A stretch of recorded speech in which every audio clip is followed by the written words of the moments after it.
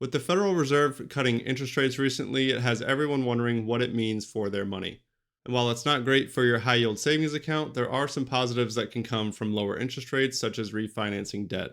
So, in this video, I'm going to cover the best and worst places to put your money after the Federal Reserve cuts interest rates. And my name is Jake Skellhorn. I'm a certified financial planner and the co founder of Spark Wealth Advisors. This channel is dedicated to helping you optimize your finances. Before we get started, just to state the obvious, this should not be considered advice since I don't know your personal financial situation, but more of a thought-provoking and educational video to get you thinking about what alternatives you have with your money. In addition to the best and worst things that you can do with your money after the Federal Reserve cuts interest rates, I'm also going to divide each of those categories up into short and long-term goals. So starting with the best things that you can do with your money, for short-term goals, that is still going to be to keep your money in a high-yield savings account in most cases. Even though the interest rate is now going to be lower on these accounts, remember that the interest that you receive on this money is usually the secondary benefit anyway. The primary purpose of these high yield savings accounts should be quick and easy access in the event of an unexpected expense, a job loss, or an emergency.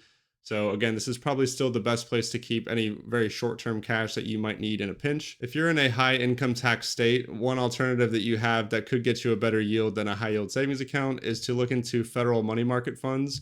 Since the interest from Treasury bonds and notes that are inside these federal money market funds are only subject to federal taxes and not state, you might end up with a better yield than a high yield savings account, which is taxed typically at federal and state levels. It will depend on what tax rate you're in, your income, and what state you're in, of course, but consider that as an alternative. Again, it's called a federal money market fund. Other places you might consider putting your money for the short term would be CDs or Treasury bonds and notes.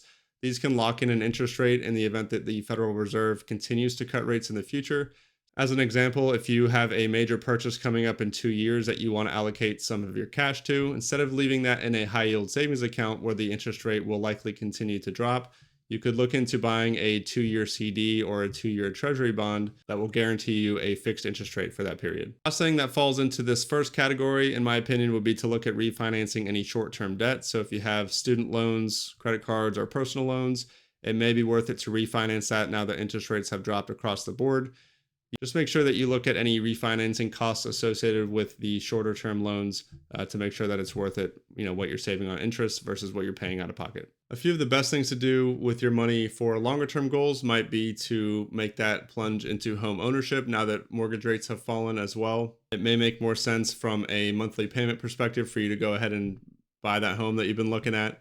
So again, this will be highly personalized depending on your situation and where you're buying at, of course, but a good time to reassess maybe what your monthly mortgage payment will be with lower interest rates. If you're already a homeowner, you could look at refinancing your mortgage as one of those longer term financial decisions. Now that interest rates have fallen, you could potentially be saving hundreds of dollars a month on your mortgage payment. I personally know that my sister is doing that right now, and she's expected to save about $500 per month. So again, look into that to see if it makes sense. Obviously, there will be refinancing costs again, like we mentioned, but there are multiple calculators online that you can use to determine what your new monthly payment might be. And for any long-term goals such as retirement, generally speaking, the stock market is going to be the place to put money that you want to grow in value over a long period of time.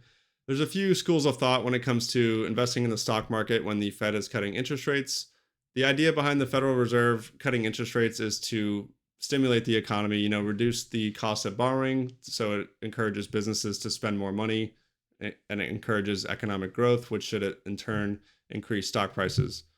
The other rationale behind investing in the stock market when rates drop is that yields on bonds are now going to be less attractive, so people might sell bonds to invest in the stock market, which will increase prices as well. Looking back though, there's really no compelling data that suggests the stock market is going to do better or worse after the Federal Reserve cuts interest rates.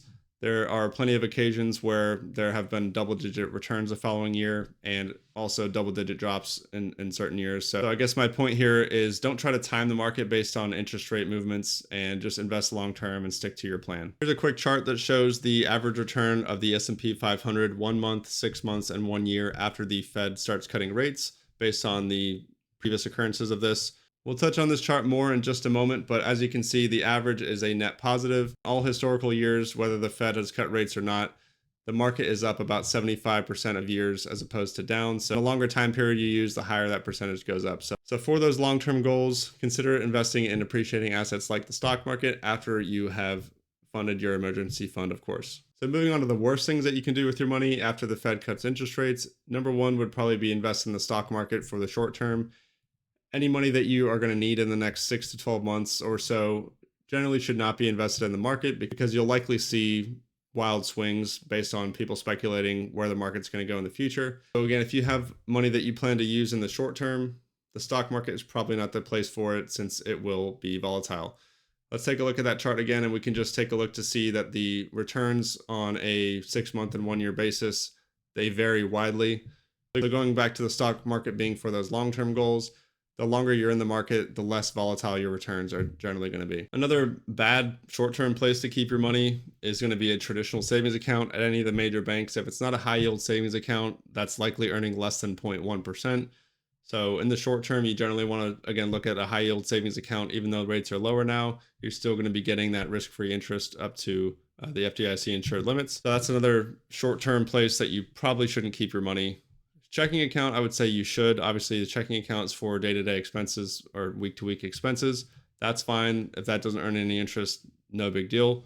But for your savings that you don't plan to touch for a few months, you definitely want to look at a high-yield savings account. The worst places that you can put your money long-term is still going to be traditional checking and savings accounts that are earning less than 0.1%. Obviously, you do want to keep enough money for about a month or two worth of expenses in your checking account. Not a big deal if that's not earning a lot of interest, because you, again, need it for that quick and easy access to pay bills. Beyond that, your money in a checking or traditional savings account, not a high yield savings account, is generally just going to be losing money to inflation long term. So to protect your purchasing power long term, again, you want to invest in something that's going to at least keep pace with inflation. This would include things like Treasury inflation protected securities, potentially real estate if that's your thing. And again, going back to the stock market, that's generally going to outpace inflation over the long run.